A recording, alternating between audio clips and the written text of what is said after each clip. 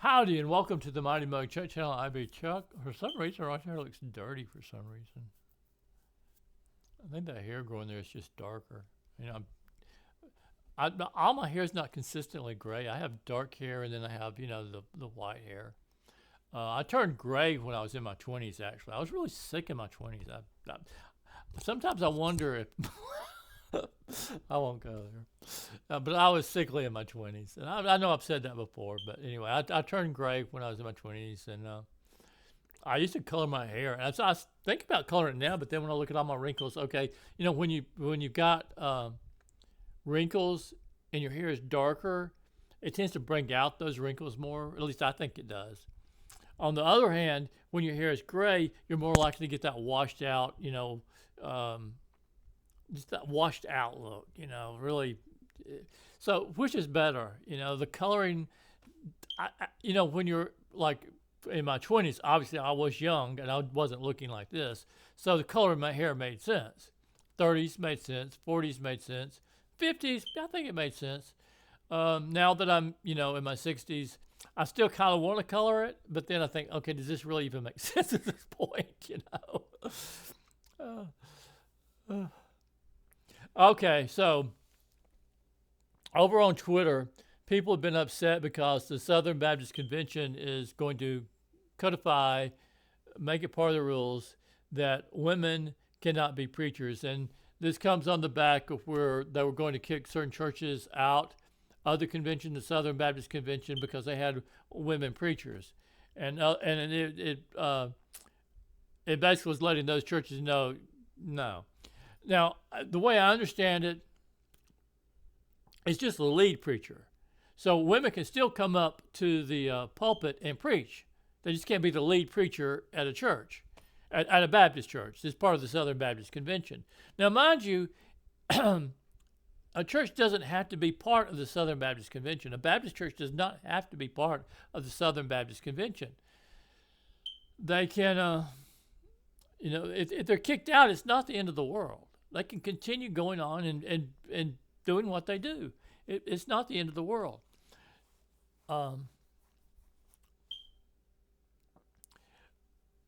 Women play a vital role in the Baptist church within a church that's part of the Southern Baptist Convention. All Baptist churches, but even churches that are part of the Southern Baptist Convention. To try to imply that just because a woman cannot be the lead preacher, that she doesn't have a role in the church, that's just asinine and stupid. Women have a vital role in the Baptist church. They can be deacons. They can be secondary preachers. They can be administrators. They can be Sunday school teachers. Women are the backbone of pretty much every Baptist church that I'm familiar with. So just to say because a woman cannot be the lead preacher, that somehow that should just alienate women from the Baptist church, I don't think that's true. Now, mind you, I haven't gone to church since I was a really little thing. I'm not really a big fan of organized religion. I'm more spiritual than I am religious. I don't believe every word in the Bible. I believe in God, Jesus, and the Virgin Mary. That doesn't mean I believe every word in the Bible. I believe there are truths in the Bible. I think the Bible is open to interpretation. I think part of the Bible is historical. Part of the Bible is moral. It's about morality. The stories are more about teaching morality than trying to teach history. I think the Bible is coded. I could go into something about, Bible code. I'm not. But that said, I think part of the Bible is more political, is based more in the politics of the time in which that part was written than spiritual or historical or morality. People tend to want to latch on that part, sin, sex, sin, sex, sin, sex, sin. Well, God invented sex. I don't, and I don't think God dislikes sex. I think there's reasons not to obsess on sex. I think there's reasons that you live a better life if you um, are able to marry one person and live your life with that one person. I think you have a better life. So, to the degree that is part of God's plan, is because He wants you to have a better life. But does that mean that He's going to throw everybody that has sex with more than one person, that likes sex, that's, you know, is He going to condemn them? I don't think so. I don't. I just don't think so. I don't really believe in a God that is mean spirited. I believe God wants to lift everybody up. He wants to help everybody, but there are limits to what He can do. He's God, Chuck. There's no limits. There's no limits. He's a superhero. um, he wants you to be a stronger person, a better person. He wants you to advance. And so sometimes, advancing means He helps you. You need that help, and He helps you. Sometimes the better way to help you is to let you struggle and let you learn, and maybe even let you fail, because that potentially will do more to lift you up than if He helps you.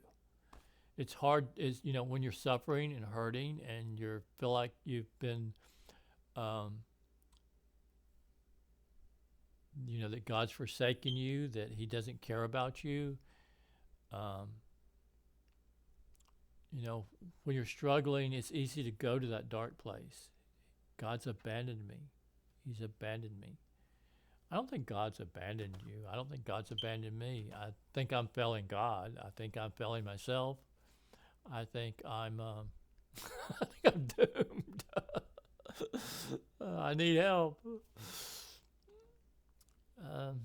But now, when I was growing up, I went to the Baptist church. That's what I went to. Now, you can look at me and see, part of my ancestors are Jewish. They're part of my ancestors are Jewish. That's fine, cool. But that said, I was raised with the Baptist church as an influence, a major influence. My grandmother was she was devoted to the church. She went to the church every Sunday. At the same time, she practiced magic. White magic. She was a good person. She wanted to help people. And my grandmother, she come from she had, to a large degree, she had a tragic life. There was a lot of death in her life. She lost a lot of people that she loved, while she persevered on. And she did persevere on. I wish I was as strong as she is. I'm not. I'm not strong at all. And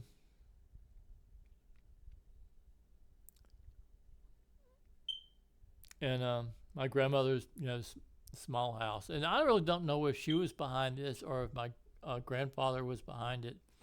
But and the ordinary person would look at it, and they just didn't see. There in her kitchen there was a door, and behind the door was a bathroom that had been added to the house. And the door was there in the kitchen, and so some people might think, well, the door was there just because they just didn't take the time or money to close that hole up. But as someone who I don't like to use the word psychic, because psychic, if somebody hears that, you think that you can turn it on, you just know stuff, and that's not me. things come to me. Sometimes I'm right, sometimes I'm wrong. And I think a lot of people are that way. I don't think I'm really that special in that way. I think a lot of people that experience that. People have dreams. Sometimes the dreams mean stuff. Sometimes the dreams mean nothing. You know. But anyway, to the ordinary person, that was just a door there in that kitchen that had not filling a hole that had not been closed up, and the door was nailed shut. You go around to where the bedroom was, then there was a door there to the bathroom, but the door from the kitchen to the bathroom had been closed up, and there was a bathtub on the other side of the door. Now this goes back a ways. There actually was still an outhouse in the. It wasn't used at that time, but there was still where the outhouse had been, that they had used, when my mother was growing up. But back to the door. The door.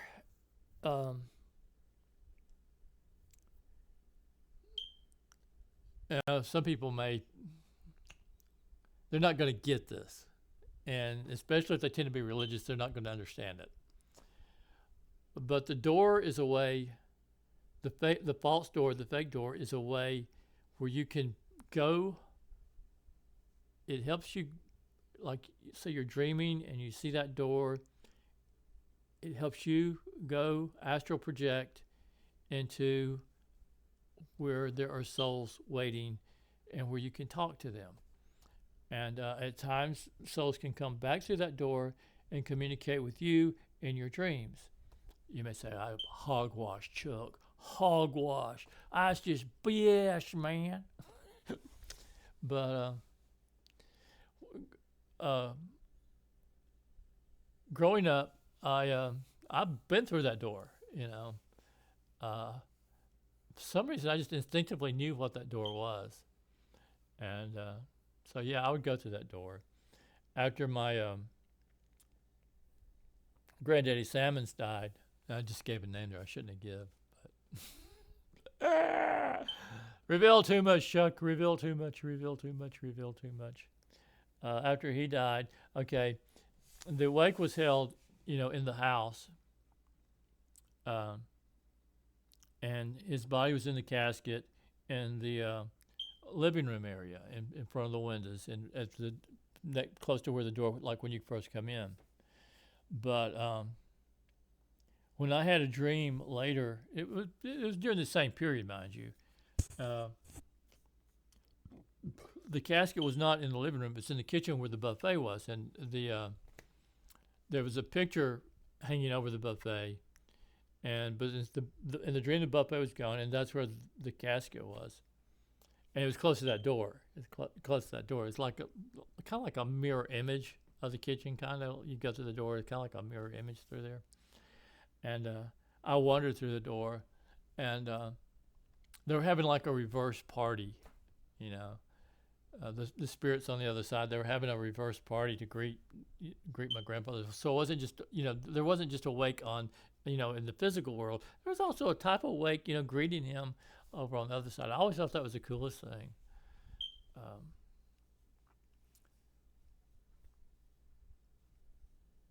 Was it just a dream? Of course, it could have just been a dream. Obviously, I think it was more than that, but obviously, it could have just been a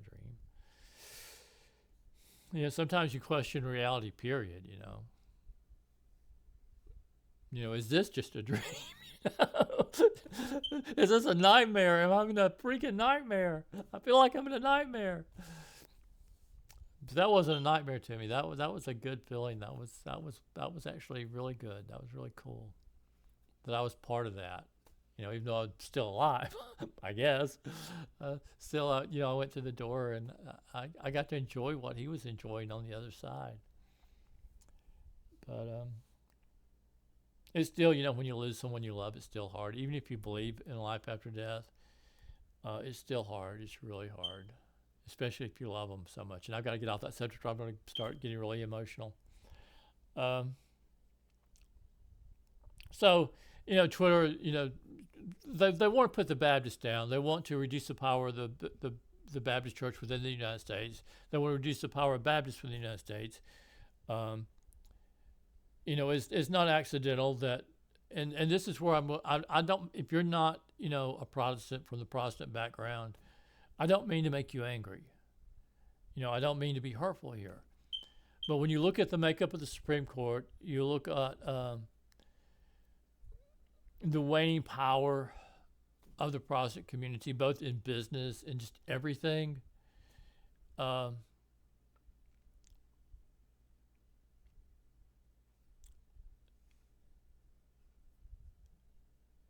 you understand that part of the attacks is they want to just keep pushing that community down, down, down. Now that said, I'm not a huge fan of organized religion, and I don't agree with everything that they believe. Or you may believe. I mean, I don't know. I mean, what I just said there may have been offensive to you. Talking about the door and the other side. I don't mean to offend. I try to always be respectful of whatever religion you are. I don't want to put you down. But there does seem to be a movement to try to push the Protestant community down. And since I come from that community, I find it a little bit disturbing. That doesn't mean I hate anybody. I just find it kind of disturbing that community is being pushed down. And I don't think it's a big deal whether women are preachers or not. I think they can have a role in the church, whether they're preachers, regardless of whether they're the lead preacher or not. And I think in the Baptist church, they do have a major role. There are there's actually, the breakaway churches, the more, I hate to use the word primitive, but I'm not sure what word to use. The breakaway churches actually are a lot more anti certain things than the Baptist churches that are part of the Southern Baptist Convention.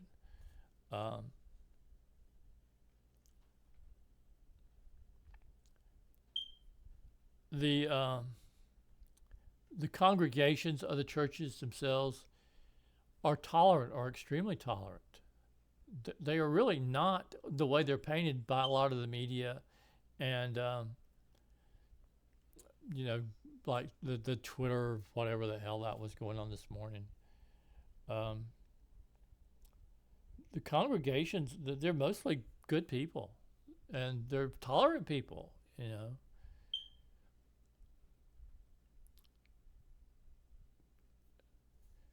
And I would compare them to other churches, but then I'll just seem like I'm attacking these other church groups and these other religions, and I don't want to go there. I don't want to do that. So anyway, much thanks for watching and listening. I do appreciate it. Thank you. And hit that subscribe button, baby. Hit that subscribe button. I need to say that at the beginning of the video because I noticed people cut me off fairly early. They just cut the. I guess I'm cringy. I guess I'm really cringe, or I'm just not saying what they want to hear or something. I don't know. Anyway, much thanks for watching and listening. Thank you.